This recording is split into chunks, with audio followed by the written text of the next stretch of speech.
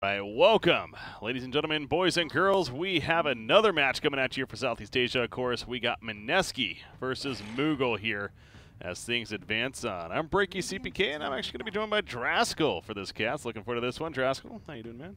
Doing pretty good. Ready for, I think it's my only C game that I do this entire qualifier. Yeah, your shift is just starting, I hear, and yes. SEA's not wrapping up necessarily just yet, but yeah, you're going to transition more into what? EU and Europe CIS. Yeah, those are the main ones. I did all of that yesterday, and still looking forward to this game. Haven't actually seen a whole lot of the C Dota outside of. They have a preview monitor in the area where you can all kind of chill and wait between games and stuff. But other than that, the only thing I know about the region right now between these two teams is that Moogle's not doing so hot. And Mineski is kind of like middle of the pack towards the top of the group, but they still need to win like a couple of more to really secure that spot. Yeah, to be more specific, you got Mineski at 4-2 record, Moogle at 2-4. So again, mathematically, Moogle's definitely still in it, but a win right here would be nice. If they don't win this one, then things are going to be pretty difficult to say the least. But yeah, Moogle, of course, the second open qualifier team, but people would know them by the name of Miracle over there, formerly of Fnatic, I believe it was, and a player that people recognize definitely from the Southeast Asia region. But yeah, these matches in general with Southeast Asia, again, I haven't cast a lot of it before this event, but I've noticed that they're very chaotic in a lot of ways, and it's definitely entertaining though. So they're scrappy. Yeah, that's a good way to put it. Yeah, they like to fight. I think that most of the time when you're watching C Dota, it's really hard to predict what's going to happen because their ideas of how they want to play the game are really different from a lot of the other regions. So I think one of the big reasons why another team, obviously TNC and the C qualifier as well, is having so much success is because they have a captain that's bringing different ideas. It's not necessarily that those ideas are better, it's just that most of the C teams are not used to playing against it because it's a completely different thought process. Yeah. But between these two teams, Moogle and Mineski, of course, we're pretty much as C as you can get. Well, kind of, because at the same time, Mineski, speaking of foreign players coming in, they have Mag, of course, as well as even Arc, actually, from the CIS region. So that's one of the other things that we've been noticing with Mineski as far as a little bit of change. In fact, we saw them play Broodmother, I think it was in their very first match. Mag, of course, has that history himself playing it. It wasn't a loss, unfortunately, but still, we saw them bust that out. So that's something to keep on the mind, at least perhaps if you're Moogle. But as far as picks go, you know, Sand King into the Nyx and Lena, and then a co-op response here from Moogle. Nothing really out of the ordinary. It's pretty much as stock standard as you can get. Yeah. Like this is everyone's picking Queen into Lena because mainly you can gank the lane. Queen does pretty alright against Lena in lane, even without outside influence. And later on, you know, Queen scales fairly well. Maybe not quite as much of a right-click powerhouse as Alina can be, but she has her own utility. Like you get 25, you get the nice spell lifesteal and stuff. So she definitely has a lot of merits. And Sand King is, in my opinion, one of the best heroes just in the game, period. Because he can do so much. He can always manage to find his farm. He's got good team fight. He's hard to gank. You can use him as like a side lane pusher sometimes too. He brings it all. In fact, we have a monitor in here of showing the European region now just getting started, and lo and behold, first pick Sand King on that one too. Yeah, I would believe that this hero has to be out there as far as one of the, if not the most picked hero between all the regions even, to kind of justify your point that much further. So yeah, as far as like these four positions go, Nyx, Sand King, Clockwork, Night Stalker, those are kind of like the four almost that come to mind. In fact, those two banned, and then again the others being picked up right here between the two teams. So now we got a Puck Lifestealer on the other side for bans. You have a Ursa ban now coming out as well. Is there any reason why maybe Ursa would have been banned here, or is it just maybe a comfort hero from Moogle? It depends, I guess, what Mineski want to play as their offlane. So Ursa is one of those heroes that, against specific offlaners, Timber, anyone who really wants to play hyper-aggressive, you know, sometimes Axe as well, anything that walks into the creep wave, Ursa is just going to completely annihilate because he just stacks Fury Swipes. You can't play the aggressive style that you necessarily want to, so that's one reason you could ban it. It's a hero that is able to secure Roshan very easily, so maybe Mineski are scared of some kind of snowballing from Moogle already opening up with the Queen of Pain. It's also a hero who wants to play a very fast-paced Dota. So there's a lot of reasons. I personally don't rate Ursa that highly as a hero that wins games, but because this is the C region and they rely a lot on momentum and being able to get a lot of fights and objectives early, I think it's a hero that is conducive to their playstyle. Waiting for this fourth ban now to be coming out. Again, the Broodmother taken away from Moogle. We were just talking about that with Mag. Having that history and even playing in that first match there, like I said, even despite the loss, it was still clearly very annoying for that opponent. I'm actually looking back real quickly. Who was it? That's right. That was TNC, actually. That was our first TNC match. And Mineski actually was ahead in that early game, behind that Broodmother especially, and what he was doing. But in the end, TNC pulled through and got that victory. But clearly one of those heroes. They had Gyro safe lane, right? That was the same game? That was a Drow, yes. You or are Gyro. Right. Oh, Gyro? Oh, you were right. Yeah, Gyrocopter. Yeah, no, there was a Drow game previous to that. I remember that game because the Gyro went a very like survivability heavy build. He didn't get a lot of damage. He had like Hurricane Pike, Phase Boots, Ags, and BKB or something like that. He just didn't really do a whole lot of damage. So that draft to me felt a little bit strange. I'm also not sure from Mineski's side how much influence Mushi has on the heroes that they're picking. In the past, in previous iterations of teams like Fnatic, for example, Mushi was always like second to the captain, or sometimes even took over the drafting himself. So even though Mag has the drafter's hat on right now, there's no guarantee that there's not some influence from Mushi as well. Yeah, well, we've seen that from Mushi, of course, in the documentary that was put out. He's not afraid to, you know, make his opinion felt, obviously, when it comes to the team right there. So, yeah, we don't know 100% sure what the dynamic of this team is you're getting at, but wouldn't be surprised if he most certainly is having that input. Actually, there's another interesting thing about the game as we're pulling that up now is that they actually ran a Sven and Lina supports on top of all that. So it really was kind of a funky draft of sorts across the board, a very unique draft from Mineski, but right now at least a little more standard. But again, they ran Lina support theirs. I'm just saying it's still an option. I guess you could be looking at. And they go Darkseer, though, with a third pick. So this makes a lot of sense when you see the Jug and the Ursa ban. This is a hero that really wants to pressure the lane hard. And we talked about, you know, standing on the creeps, being able to be aggressive. Heroes like Ursa and Jug are very good at dealing with that. Ursa will just hit you, and one stun, basically with an Ursa, can just be the death of an offlaner. So if you really want to emphasize pressuring that safe lane, then those two bans in the second phase for Mineski are perfect in the way of letting Darkseer do what he wants to do. Witch Doctor coming out from Moogle, support option. We've seen a couple of times here and there, and I almost want to say maybe Moogle was the one that ran it before too, but then there's Jakiro. Had to look for a second. Do we have 1437 in this game? Nope, he's on TNC, of course. So, no, coming out from Mineski though, as their support. Anti-mage. And then a very quick anti-mage. All right. It's a pretty good anti-mage game so far. The one concern, I guess, is after having seen the Jakiro, knowing that Darkseer is a good hero at pressuring the lanes, I think that Mineski is going to want to try to push the pace a little bit faster. But with what Moogle have currently, they have three heroes that are relatively good at early game fighting. You know, Witch Doctor's got sustainability, high damage, good disable. Queen, very good mid hero, good mobility. Same thing with the Sand King, very good at being able to get around the map and find kills. So it seems almost like a 4 Protect 1 coming in here from Moogle so far, whereas Mineski, they're much more oriented around, we're going to win our lanes. We might not have the best roaming potential. Like, Moogle's roam is far superior just by having the Sand King alone than what Mineski have. But their static laning phase on Mineski is still quite good. Like, Jakiro is crazy good stats. One of the highest level 1 damage nukes in the game. Very, very annoying to deal with in the early stages for any offlane. Last pick for Moogle is what going to be an offlane here. Speaking of that, as the Omni-Knight ban from Mineski and then Sven ban on the side of Moogle coming out. So what offlane options do we have left that could be relevant right here? Batrider was banned in that 4 spot. So there's a ton of offlanes banned, actually. Yeah. Trying to think once that really Tidehunter off the tip of my head. I mean, no matter what they pick for the offlane, he's going to struggle. So maybe they go back for something that has some like jungling potential. Okay. Because like they have Jakiro safe lane already. You have to assume that Mineski are going to last pick a core. So they need some kind of flexibility in their offlane. It can't be a hero that's just like completely reliant on sitting in the lane and soaking EXP. I think it has to be able to like secondary jungle as well, or they can potentially run a dual offlane with the Sand King. That's the other option as well. Something like an LC then perhaps comes to mind. Press the attack could be decent here. Yeah, LC is actually pretty solid.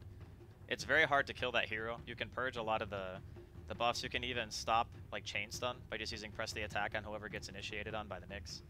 Natural BKB carrier. Mineski's all magic damage currently. The only downside to picking the Legion is that it's kind of a farm-heavy hero, whereas you already have an anti-mage. Yeah, sure. So you kind of want, I don't know, it's not an easy pick. There's a lot of different directions you can go. I just feel like Legion is strong against the enemy team, but it's not necessarily strong in how it synergizes with Moogle. Maybe Earthshaker could be another one. Range stun and doesn't soak up as much farm. Yeah, you can block the lane with Shaker as well. I think it's all right. So they've had plenty of time to think about this. Mineski used their reserve time earlier on in this draft, so they're down to 14 seconds only for the final pick coming up. Not the biggest deal, but Moogle, they had plenty, almost 2 minutes, and they're planning to use it. Make sure that they're confident with this, as we stress. I mean, I don't even know if it's mathematically the case, but really feels like a must-win for Moogle right here, being that 2-4 team. You're getting down to the wire, yeah. for sure. It's 9 games in total, so this is number 7 for them and Mineski here. So 2 more after this. Really coming down here, yeah. It's crazy to think, and just really, what, 3 to 4 hours from now, we're going to know how things shape up for Southeast Asia. Tusk coming out. That's not one I expected. So I guess they're going to be putting the Sand King in the offlane. I haven't seen offlane Tusk in a while. Well, no, see, you just mentioned that, but we actually saw a Tusk offlane yesterday, and I'm actually going through Moogle's games here to double check if it was them, and it was. They ran it against Faceless. Offlane Tusk. It did horrible. From what I remember, so the thing about Tusk is he's actually very level dependent if you're going to put him in the offlane. A lot of the reason why I think that it would be support is he's very good at killing Lina, and Lina is pretty much going to be mid in this game. If you have a Tusk roam, it's really easy to get on the Lina and kill her early, which I think is what they're going to want to do. And then you can put the Sand King in the offlane. It's going to be safe lane Bloodseeker, which Akira most likely support, and then Ninja Boogie's also playing support next, so he'll be finding whatever he can, roaming either walking top or walking to the bottom lane, but we'll see. I have my reservations about how much he's going to be able to get out of his lane if it is in fact offlane Tusk. Yeah. Because Jakiro just will poop on him. It is so hard to go to a lane as Tusk unless he's going to have a second hero. So maybe they do a 2-1-2. Yeah, I'm double checking on what position each player is again. Yeah, Pole said, yeah, that's right. He's the one that played it yesterday, exactly, on that off lane as well. So again, at least according to the players and everything, it seems like that could be the case, but you're right, he's definitely up for a very difficult game. Bloodseeker, the final pick, by the way. Let's talk about that for a second. Blood Right Silence could be powerful against a hero like Quap. The Rupture, why do you think of the Bloodseeker pick here? It's an anti-mage counter. Okay. Hard counter, actually. So the difference between the anti-mage and the Queen Blink, the way that Rupture works is if you travel more than 1,300 units in 1 second, you do not take Rupture damage. So what Queen can do is she can start moving with Rupture on and then blink, and she will not take damage from Rupture. Or you can blink and walk really fast, which is the harder way. You preferably want to be already moving when you blink. But because you're technically traveling 1,301 units in 1 second because of the, whatever, you don't take the Rupture damage. AM can't do that. AM's blink is shorter, which means that no matter where you blink, you're going to get hit by the Rupture. And it does hurt a lot if you max range blink or Rupture on AM. The one thing that I am kind of curious about with the Bloodseeker is a lot of teams, they like to pick strong lanes with Bloodseeker because then you're harassing, you're getting the passive buff, you're getting all this bonus damage, the movement speed, and it kind of helps you crush your lane. That's what the biggest benefit of having a Bloodseeker is on your team, is he just owns his lane. Yeah. I feel like in this case, he doesn't really even have to own his lane. He just has to get level 6 and chase that anti-mage around and make him have a subpar game. Well, Arc going to be planted here, of course, for the 1 position for Mineski. Javing up to line up towards the bottom lane. Tusk is smoked up currently, but is in the vicinity of the bottom himself. Sand King, the boots have been purchased. So Kai expecting him to move around pretty frequently. But some very aggressive wards. Well, not very aggressive, but one at the bottom shrine, and you have one in the mid coming out from Mineski here as far as the Radiant wards go. So for their vision. Why do you think the shrine ward over here? Well, they're probably assuming the same thing that I was, that it might be a 2-1-2. Like Kai from Moogle might end up just making his way towards bottom. If it's just an offlane Darkseer, Anti-Mage Witch Doctor will be plenty. You don't need to commit a third hero. And because it's Lina mid, he might kind of spend a little bit of time there as well, depending on if Ninja Boogie is there or not. So what I assume is Ninja Boogie is probably just going to mirror the movements of the Sand King. So having that ward on that shrine guarantees that if Kai makes his way towards bottom, they're going to ensure that Arc gets whatever he wants out of the lane. Gotcha. And Jakiro here to protect him as well. Bounty runes picked up. Really no contention, of course. Into the lanes we go now with the creep spawning here. So yeah, curious to see how this Tusk does once again. At the bottom, does actually get ice shards from the beginning. He doesn't have a stout shield either. No. Like, Rior is going to walk up to him. He's either going to go for the liquid fire or the dual breath. Either way, he's going to deal a tremendous amount of damage, especially because there is no stout shield. Nice block there from the Tusk as well. He's going to do what he can to make sure that the creep wave is as close to his tower as possible. I'm kind of warning if the intention was to even block it a little bit more effectively, but only one creep kind of got left behind in the end, so I don't know how effective you can actually be with that. It's tough. The way that it used to work is ice shards would completely block creep pathing, kind of like fissure. Yeah. But it doesn't do that anymore. Okay. Well, attempted to do this, so it delays it a little bit. Thus the lane positioning a little bit better, but you see right there, makes Bloodseeker a little colder, I guess, but not the biggest deal in the world for him. As again, Nick's Assassin is actually now down here at the bottom lane. You got the stack happening as well for them, and gonna look to take that out. Top lane though, Dark's here. Could be in some trouble. Kai's roaming in. Burrow Strike ready to go. Anti-Mage doesn't have Blink just yet, just the mana break. Doesn't have Surge either though on Mag, of course, with that level 1 Ion Shell. And there's the Burrow Strike finally connecting, just a matter of time, and they let Miracle take the last hit. For the Very first nicely play. done. I don't think he was expecting the Sand King to be that close.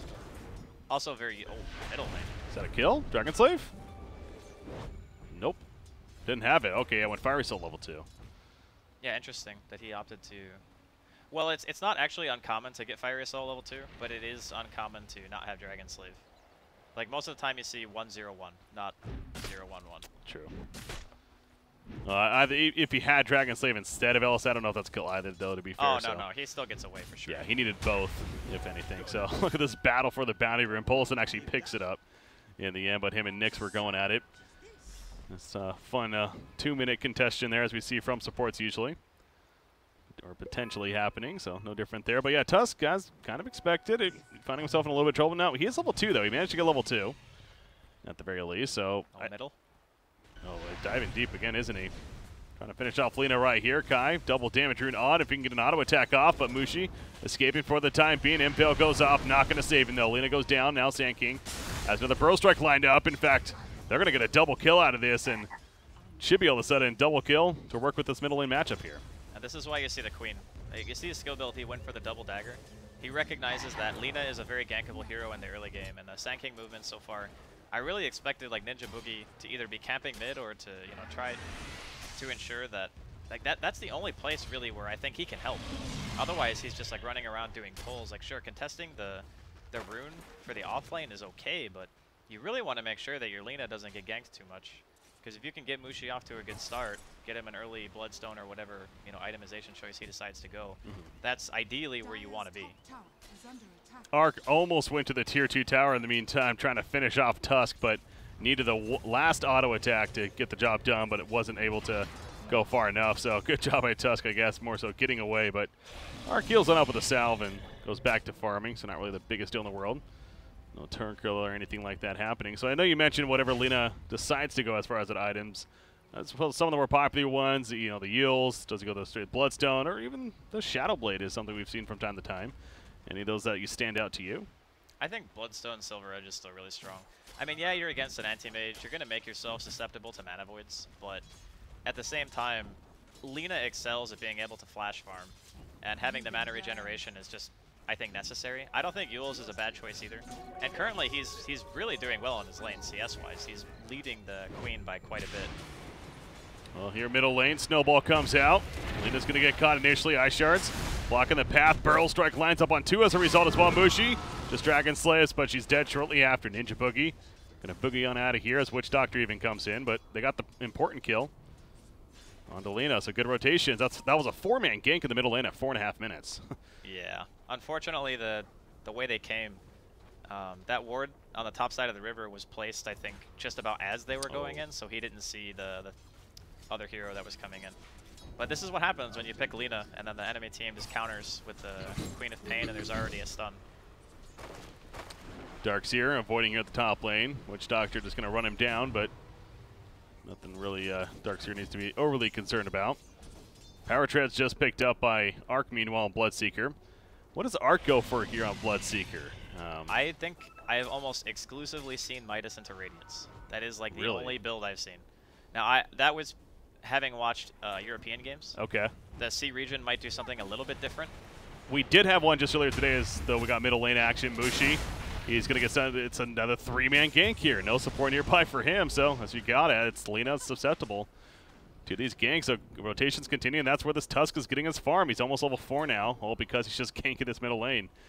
It feels like, and taking bounty runes. But we did have one earlier today on that point. I want to say he went. God, what did he go actually? It was a Blade Mill, and a Yasha even on top of that. So a bit more early game oriented. Then. Yeah. And then eventually even an Axe he picked up later on in the game for the double rupture in that case. But yeah, so we'll see what Arc decides to go for here. Only 300 gold saved up. But yeah, Lina, she's struggling. Yes. Still sitting on the same items. The crazy thing about this Brady is that this Lina's died a bunch. Still more CS than the Queen. Wow, yeah, you're like right. 26-11 versus 19-9, and he's died, what, 3 times? Yeah, he's 0-3. So even though the Queen's leading on levels, the overall farm is still favoring Mushi bottom as well. Yeah, Maledict is up. I think it's only level 1, but still should possibly be enough for the kill. Although he TP's out and actually will survive. It's a good decision on the part of Bloodseeker right there to TP on out despite taking so much damage in the face of the tower. Ends up working out in his favor. Tusk maybe trying to catch somebody else. Ice Shards ready to go. Burrow Strike as well, but just a little bit too far for their comfort. So Bloodseeker stays alive. Unfortunately for him, though, he has to walk all the way back now towards this bottom lane. But he is level 6, and now that Bloodseeker's level 6, is this a, you get the Rupture. Does he go hunting for kills, or is it more so you still want to farm and just a tool to have if necessary? I mean, it's hard because normally what you would see is the Bloodseeker who is level 6 just TP to the AM's lane and just Rupture. And even if the AM lives, right, you're sending him back to base, you're preventing him from getting to the Battle Fury, you're essentially buying yourself time. Yeah. But as a position 1 Bloodseeker, it's a little bit different because you still want to prioritize your own farm acceleration as well, not just hindering the enemy. Gonna push this bottom tower with his teammates here. Actually applies the Blood Rage to Jakiro there as well. Throwing out the Liquid Fire onto the tower. Not going to be enough damage for the kill just yet. It is in deny range currently, but unable to do that deny effectively at this point. Tusk again has to keep his distance. Last thing he wants to do is die, just simply trying to deny the tower, so he'll let it get taken out instead. Thus the tower kill successful. Queen of Pain though. Got that bottle of the magic stick. She supported somewhere bottom lane. Yeah, they're going to roll in actually on a Tusk. Shards come out, block him too. Bloodseeker and the Nyx. Nyx actually running at them instead with that spiked carapace. If anything, a distraction it seems like. He goes down. Tusk actually gets out. It was a nice call from the Bloodseeker to run away. They recognized that the kill was taking too long and that there was a good opportunity for the Queen to TP or make a rotation down there. And Chibi was in the area, so not losing the Bloodseeker. It's not ideal using the Rupture like that and only using it on a support. They did get the tower, but at the end of the day, Miracle is still kind of hitting creeps here. Yeah, and God, I'm looking at this now, the big picture. 6-0 lead in favor of well, Moogle. But Miracle, as you mentioned, on that anti-mage is obviously doing very well himself. In fact, top in the net worth charts, and that's before that Battle Fury is even online. And speaking of that, I think he has, yeah, it looks like he's going to be getting the mana portion delivered, so Perseverance is purchased. Just need the components of the weapons now, but him on top of the Queen of Pain is going to be gone on here with the Impel. Unless they follow up Laguna Blade. Is it all enough? Absolutely not. Blink is in time. That's Raindrop for you. Item is super good. This is a very interesting game, though, because even with a 6-kill advantage, Moogle are still not ahead in net worth. And the experience is roughly even. So if you compare the off lanes, Mag has 63 CS, and the Tusk has 16. So the difference in net worth is almost completely made up by the fact that Mag is having a much better time in regards to how much farm he's getting than the Tusk, even though the Tusk has been involved in kills, speaking of. Nyx, middle lane, Ice Shards up. There's a TP coming in. It looks like from Bloodseeker. There's that first Rupture. Uses it on a Miracle, actually. But in the anti-mage, there's that damage you're talking about, despite the blink, and the TP, though, will allow him to survive. A little bit too far away, so no kills actually do happen in the middle lane. But yeah, you're right. Mag on the Starkseer having a fantastic time. 3,600 net worth. He already has a Hood of Defiance. And Arcane Boots have been cute. He doesn't even have boots yet on top of that, but he is farming very well. That's but what kind of impact is the Starkseer going to be able to have with that farm now, you think? Well, because of the fact that he went Hood first, it means no mech. No mech means your team fight is actually not maybe as strong as it could be at an earlier stage in the game. So I think that for him, he just has to keep farming, which is, I guess, a little bit unfortunate. Ion Shell Bloodseeker can be pretty terrifying when backed up by a Mech Darkseer at this early of a stage. I really don't know how Moogle would be able to fight that. But considering, you know, he's put himself in a position where, yeah, he'll have the Arcane soon, but that's still like 2,300 gold away from being able to even buy the mechanism in the first place. Because a hood is it's a greedy item in the sense that it doesn't help your team, and most of the time Darkseers build items for their team. So even though it helps him live and it helps him like dominate his lane, you can see the tier 1's already dead. If he goes straight into pipe after this, does that make a little more sense to you, or is that still even not really the best choice? Because that's what I'm thinking, like, because I 100% agree with you, but I guess that could be the only saving grace, right? That he just wants to go like pipe ASAP. I don't know if like rushing pipe is really better than getting a mech though. That's the problem. Yeah. Because the big magic damage you have to worry about, obviously Witch Doctor, Sand King once he gets Epi, but the Sand King doesn't have Blink yet, so it doesn't really make sense to upgrade it to a pipe, whereas mech is going to be guaranteed effective health no matter what type of damage you're taking. It doesn't have to be magical damage. Plus, mech is exceptionally good against things like Maledict, which are based on how much health you have at the end of the Maledict versus how much you have when you start. So getting healed like diminishes the effect of it tremendously. And this Witch Doctor doesn't have Voodoo Restoration. He's pure Cask and Maledict. Makes sense there. Well, keep an eye on Maxi, but that build ultimately turns into, but I definitely agree with you. This is the much greedier build, and don't know if that was the answer for Mineski of what they needed in this earlier game, being down 6-0 already, and the Anti-Mage on top of that. Obviously continues to farm away. One of those weapons of the Broadsword or the Claymore is almost purchased, and then just needs the other. Tusk bottom lane though, Nyx. He's at half-life. Spiked Carapace will cause a little bit of an issue, but not enough of a delay as Lena's here though. LSA hits 2. The Laguna Blade in the face of Tusk. And the final auto attack finishes the job. As Sand King wants that kill, he gets it on the Nyx, but it does come at a cost as a result of that. Now Bloodseeker charging in as well, but Witch Doctor's a little bit too far away. So it ends up being a 2-for-1 kill. Only Nyx going down, and Lena cleans up there. That was very greedy. Like, taking that long to kill the Nyx Assassin. That's what happens when you can't, like, actually stun lock that hero. Carapace just makes it so the Tusk can't throw the punch. Like, he cancel cast Walrus Punch like 2 or 3 times, and eventually Mushi's rotation just ended up killing him. Rotation middle lane, yep, Queen of Pain's gonna jump in. There is that spiked Carapace again. This time the Walrus Punch goes off pretty easily, and Kai's there to finish the job. So get a little bit of revenge on Tusk there, or excuse me, on Nyx, with the no response really. But now Queen of Pain, her Veil of Discord is actually almost finished. Just needs the pattern, 400 gold for that. Just around the corner here. So gonna have that Veil, and a hero that most certainly can move around with that item and set up some kills.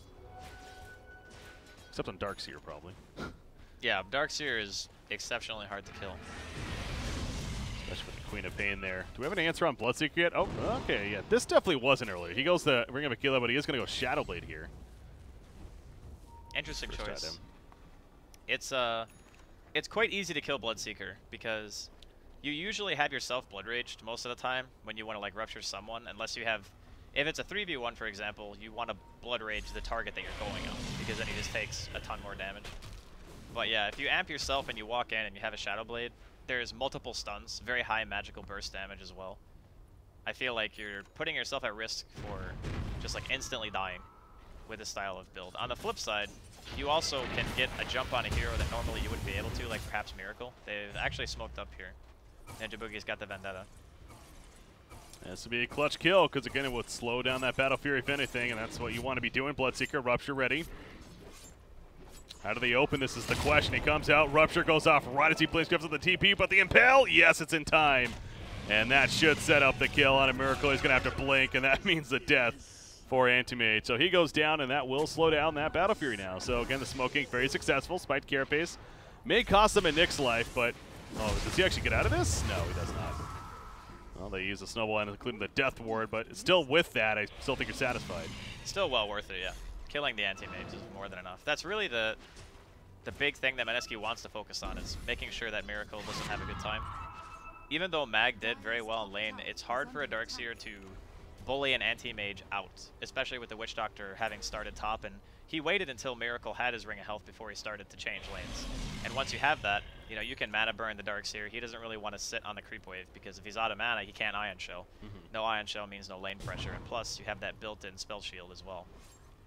So Miracle's still doing okay, given the circumstances, even with the death. He'll have his Battle Fury pretty soon, like maybe 2 minutes, 3 minutes max. Sand King also just got his Blink Dagger, and always stress how important of an item that is, so their initiation just got that much better. Yeah, he went straight, well, not even straight for it. He did go Tranquil Boots first even, so. That's a very efficient farm, though, for Kai here. He's managed to find it somewhere. And they're looking to use it pretty quickly here with the Epicenter ready to go. Sonic Wave also ready. It's a level 1 Sonic Wave still, unfortunately, but still. Be nice to use. Was that an Observer Ward there? I think so. There's just a ward war going on middle lane. Yeah.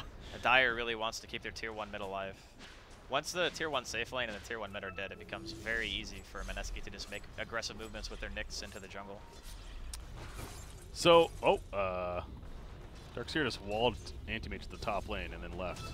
Yeah, no, it's actually super annoying for Miracle. Okay. Because the illusion gets the mana burn. Yeah.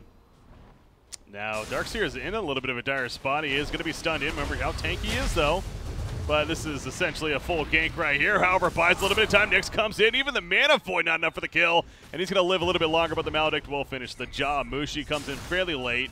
Mushi's just running, though. Anti-Mage just trying to hunt him down, so that's wild. But they're going to look to turn actually on a Queen of Pain in the backlines, and they get her taken out. Anti-Mage just throwing up with a Yulzo and can't really chase further. But a 2-for-1. Moogle numbers advantage, but losing Queen of Pain hurts. Yeah, the Queen dropping is actually a pretty big deal, especially considering the Bloodseeker was around for that. That means he's going to have the Shadow Blade finished here in just a second. Once that happens, he'll be able to potentially get another kill on Miracle. It's kind of tough, though. He really wants Ninja Boogie to be with him, because if the AM is full HP, for example, he can blink into trees and just TP away from the Bloodseeker, even though he'll take damage. Obviously, as long as he can't get stunned, then no one can cancel the TP. So I was looking at the Darkseer, though, as he's being jumped there, and look what he has queued up. So he is going to be going that pipe, sure enough. But it goes to that logic that you explained earlier, though. I mean, it does make sense that the mech almost would be better. The mech is more expensive. That's the one thing. Because he already has the hood, like finishing up the pipe is a more inexpensive option. And it is 400 magical damage that it blocks. It's not like it's terrible or anything. True. It just feels like getting the hood while making himself super tanky, it's just delaying his effectiveness in the actual fights, where if he had Soul Ring Arcane's mech, then he could just be with his team all the time. Queen of Pain. Another big kill, Rupture onto her, and it's going to be more than enough. A Macro Pyre, everything coming out to kill that Queen once again, so back-to-back deaths on her. This is a rough game to play Queen. Playing Queen into Nyx is like one of the worst things in the world. Most of your spells pretty much can just be care-paced, so you can't really throw your Screams or Sonic Waves out. Darkseer, again though, can they kill this? We saw what happened last time. It took forever. He goes for the back, goes for the TP. Again, that's not going to work, but unfortunately the support doesn't get there in time, and instead just going to go for the middle tower. So they keep slowing down that pipe, if anything. Or actually, I think he might have just gotten it before that death, so.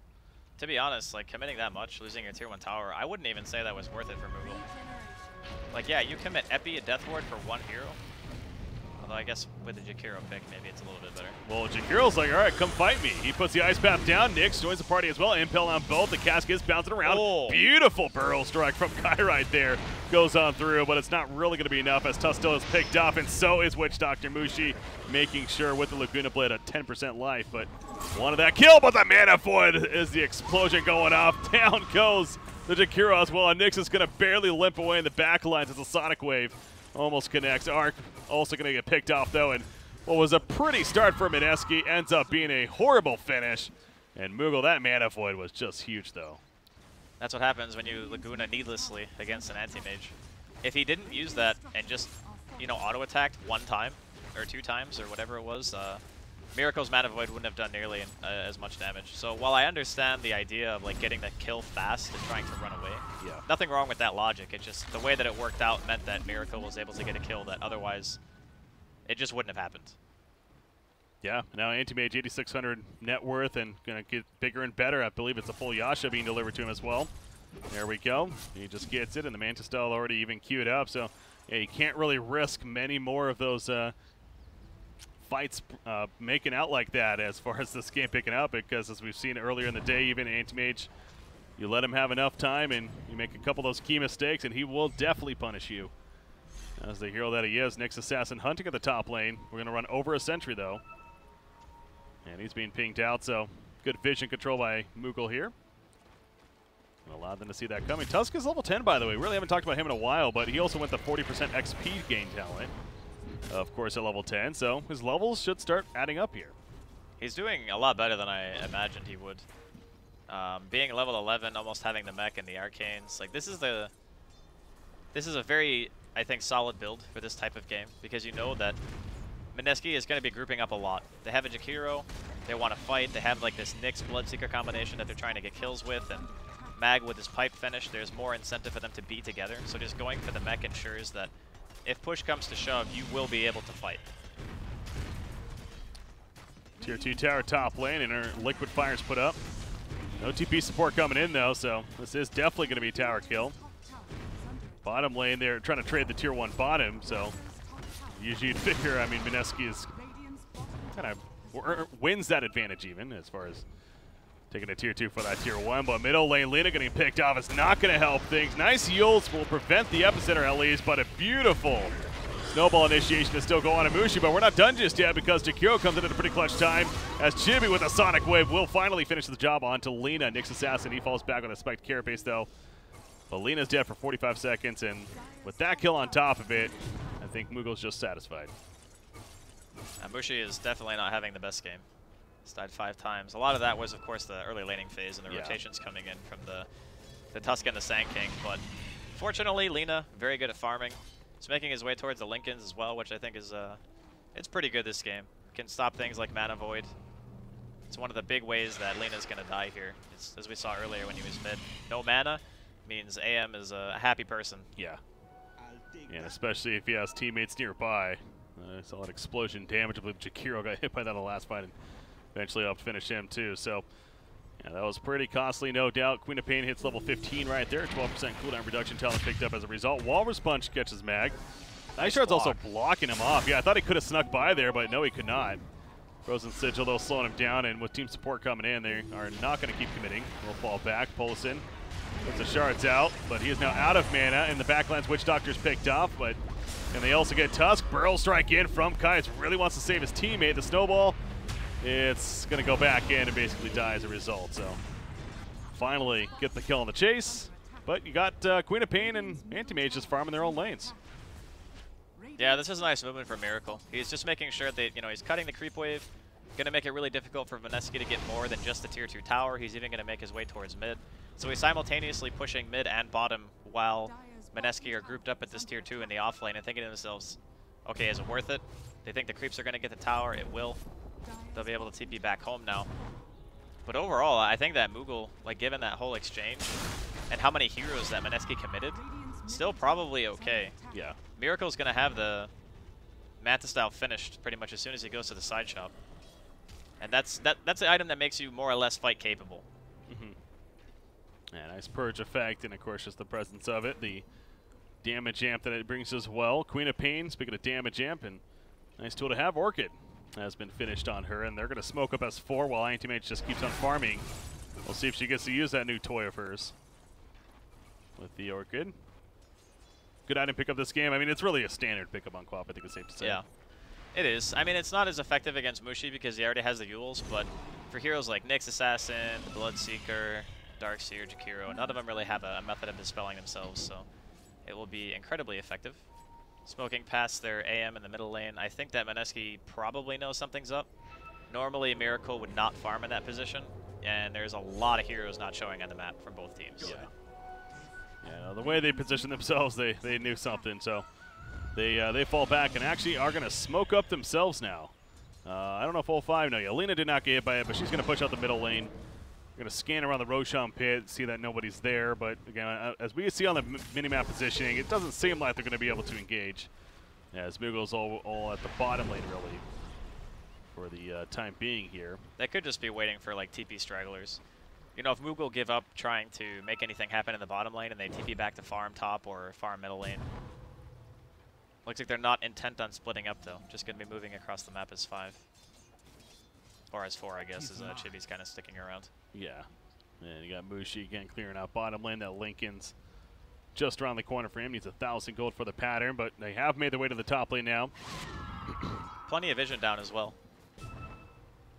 On the Radiant side, I guess both sides actually have, yeah. Yeah, well, their smoke didn't find a hero, so they used it to drop a sentry and a ward. Burrow strike again. He goes somewhat blindly, it almost feels like, into Jakiro right there, but Silent Self also with the Orchid on it. Darkseer prevents it from doing much. Walrus Punch, they get the kill before Darkseer does a damn thing. The Sonic Wave committed for that. Death Ward is now out as well. Bloodseeker, that Maledict on top of him, going to start burning him down. This should be a kill when it's all said and done. It is going to be a kill when it's all said and done. Anti-Mage helping to finish the job on top of that, and that will be it. But you know what? They got Bloodseeker and Darkseer. Very good engagement once again from their side. I'm kind of surprised that they were able to get in so effortlessly. Like, you saw the ward on top of the hill. It spotted almost all of the movement from Moogle coming in. Their smoke had worn off long ago before that fight started. It's almost as like, I think Sankey just really caught them off guard. It's like they were not expecting that. They saw them running over, but middle lane, Anti-Mage, yes. Very nicely done. So Ninja Boogie abuses the cleave mechanic by using Carapace, gets the stun on the Anti-Mage to guarantee that he won't miss his Impale, and gets the Vendetta off. Meantime, top 4-man back wall. Going to be enough to push Moogle back here. I'm going to thwart them off at least. So, we got no kills or anything coming out of it, but, you know, save the tier 1 tower. Definitely can say it's worth it, but yeah, good execution there indeed by Ninja Boogie on the Nyx Assassin. And sets up the big kill onto Anti-Mage, who stays dead now for the next 35 seconds even. What level is he? 19. He is 19, that would be why. He is very farmed and very high level. That's a good combo. Good combo to have. 14,000 net worth. Wow, is he really going Lincolns and Aghanims? No. That is a very defensive build. I guess in some ways, for this game, I think it's okay, just because he has to worry about Laguna. He has to worry about Rupture. Even getting Mana Burn can be annoying, right? And his team still does a really good amount of damage. He doesn't really need to build for the right-click late-game carry because the enemy team only has a Bloodseeker. Yeah. So that's like all their right-click damage besides Lina. But, so how does the interaction work? Is it the Axe one goes off first, or? I'm actually unsure. Yeah, so that's what I'm sitting here trying to wonder. Would it be? See, I feel like it would be the Lincolns first actually, and then because the Lincolns covers like everything on the hero, I would assume. Yeah, I've never, you know, I actually play a fair amount of Anti-Mage. I've never bought both. Huh. Interesting. Yeah, well, very curious on how that would work, and well, we may get the chance this game. As you mentioned, he has that queued up. Not guaranteed he's going for the Ags to follow up, but right now at least he has the idea of it. I think it's okay, honestly. A lot of the time, I would say that it's not necessary. You either want one or the other. And most of the time, you want Lincolns because the hero needs a lot of mana regen to sustain being able to blink. And if you look at his talent build, he even went for the -1 second blink cooldown, which makes you even more mana hungry. Yeah. So in that sense, buying the Lincolns first kind of covers your basis of having just enough mana regen between that and the Battle Fury to spam your blink. Oh, he's in some trouble right here. Oh, the stun not in time, though. He blinked right at the stun animation. The Mantis style he does to get stunned here, but now he has team support also.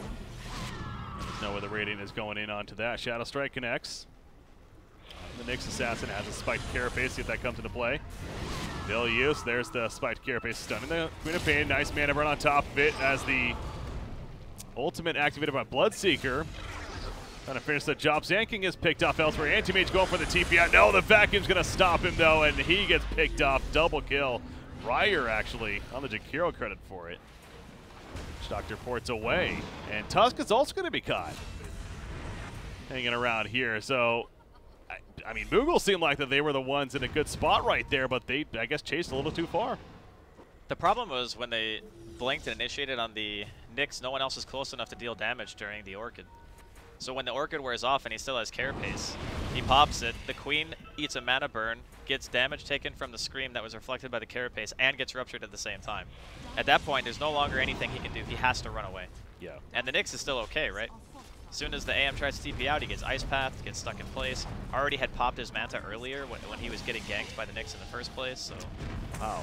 That's a tier 3, and it looks like a melee. I mean, Anti-Mage has a buyback, but... Yeah. They're dissatisfied giving this up, I guess. In fact, Vacuum on 2. The Rupture goes off on a Zanking. He stuns in. But he's going to die shortly after this. The Sonic Wave used right there, simply to push them back. I mean, Sand King buys back immediately, but Anti-Mage still has 10 more seconds before he's up. Queen of Pain goes down. Witch Doctor goes down. What is going on here? Snowball in from Tusk, but they are going to lose the racks. A very uncoordinated fight. Now, a nice stun from the Sand King right there on 3 heroes. And now Anti-Mage is up, but he's not going to be able to get here in time, it feels like, although he gets a Mana Void off on a Ryer, but it's not enough. Actually had plenty of mana still left over. Tusk will block him in with the Ice Shards. It goes for the TP. That's not going to work, though, so they get at least something out of all of that, but Mineski is very happy with that outcome. Yeah, that seemed like Moogle was not on the same page there. I'm kind of confused. Like, I think as an anti-mage, in that situation when you only have 20 seconds left, you normally don't want to buy back. But to be honest, you win the late game, I think, as Moogle's lineup, as long as you're not, like, taking bad fights. So if you just buy back, defend, and keep the lanes pushed out and don't get picked off again, then it's more than okay. But losing the racks is definitely not what they want. Nice stun. Wow. They don't actually see it, though. Yeah. Nyx, there you go. Oh, what? Oh. Goes for the TP. He's like, wait a second, what's the Scion Shield doing? Oh boy, this is awkward. Wall goes out, it's going to whiff, and are they really not going to get it in the end? They're not. Yeah, they're not going to bother chasing. That's... When you're in that patch of trees and you're chasing a Sand King with a Blink Dagger, at some point you just got to be like, is it worth my time? Yeah. And most of the time the answer is no. So they even commit the wall, but unable to catch. So that's 80 seconds now. That's going to be on cooldown. Not a big deal. Should be up by the next time a fight breaks out. So yeah, Anti-Mage though, again, at least he has money now to finish that Linkens, and still, according to his queue up here, he is going the Axe on top of that as we're talking about, but yeah, they lose the top set of racks. Meanwhile, in favor of Mineski. Now you got your Bloodseeker as the Impulse on middle lane will miss. But Bloodseeker has a 10-second BKB and the Silver Edge now coming out. I stressed earlier. So why is Silver Edge going to be so important in this game, you think? Well, mainly against AM. Because the Lina doesn't have Aghanims, which means that her ultimate is still based in magical damage. But if you get a Silver Edge on the AM with a Rupture, then you can pretty much just burst him, right? Yeah. Because you don't have the 50% bonus magic resistance anymore, and you just get shredded by magical DPS, which, you know, Mineski has in spades. It's basically all they have, really, besides the right-click of Arc and, I guess, to a lesser extent, Mushi. But, yeah, the Aghanims and the Linkens on the AM, this is one of the few games where I think it's, like I mentioned before, it's fine. It might be a little bit concerning if Arc gets another, like, right-click damage item. Looks like he is a little... Oh, wait, does he have the Silver Edge? No, he doesn't. Okay, so he has it on his quick buy, but he doesn't actually have the money for it yet. Yeah. Oh, they see Tusk over here. Snowball is going bottom. Good call by Darkseer, but he blinks out as he snowballs in. Pulls in. He's clearly played this hero plenty before. He is still going to end up falling, though. Good attempt. Buys a little more time, at least. Space created, as some may say. It's good. Nope. The Ice Path actually catches Queen of Pain. Don't tell me they're going to get something out of this. They are. The Rupture connects as well because of it. Beautiful Ice Path from Jakiro. Max distance. That's really bad. No buyback, yeah. Yep, no buyback. Looks like Kai will be able to get out. Nice juke. Miracle has a DD. He should be able to get the... Oh, yeah, that's one hit. Okay, and free tower. He has buyback as well, but fighting without the Queen is going to be a bit difficult. Looks like the tower is backdoor protected, but they're just getting damage through it anyway. New creep waves coming in, so they'll be able to push it eventually. Miracle's going to go for the creep cut after these Ancients, most likely. He needs to delay. Oh, no, he's not going to cut the wave. He's just going to TP straight home. Felt panicked right there. He also is sitting on... he bought something. What did he buy? BKB. Oh, yeah. This is an all-in maneuver. He buys this just to fight here. There we go. Epicenter comes out. Bloodseeker. That's a prime target off the bat. In comes a combo, though, for Darkseer with the wall. As well as the vacuum. The Macro Pyre on top, and they're all just melting away. You said it was an all-in move. It absolutely was. GG's call, because with Anti-Mage dead, no buyback. That will do it. Did he blink? He did use the BKB. Okay, but... No, he didn't.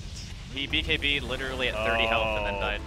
So he didn't BKB preemptively because I think in that situation he was assuming he was a lot stronger. But the problem is he got just chain stunned. There's a Sand King, there's a Nyx, there's Ice Path, there's Light Strike Array. Like there are so many things that prevent you from taking action, and he blinked in without BKBing. And as soon as he blinked in, he just got hit by everything and couldn't do anything about it.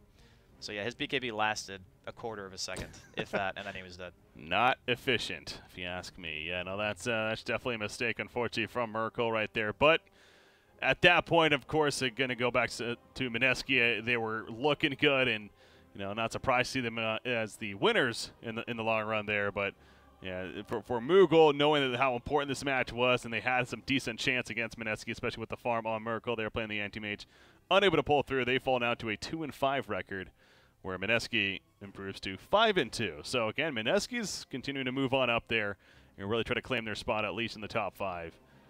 Looking pretty good. So Draskell, though, that means this cast's going to come to an end. It was fun casting with you. Yeah, it was fun. Enjoyed it. Enjoyed it as well. Well, we're going to take another break, guys. I'm not 100% sure if there'll be another cast on this stream specifically, but if anything, be sure to turn into twitch.tv/BeyondTheSummit, of course. Always plenty going on over there. Hopefully you guys have been enjoying the Southeast Asian region. From myself, Breaking CBK, joined by Draskell here. Stay tuned, guys. More coverage coming at you.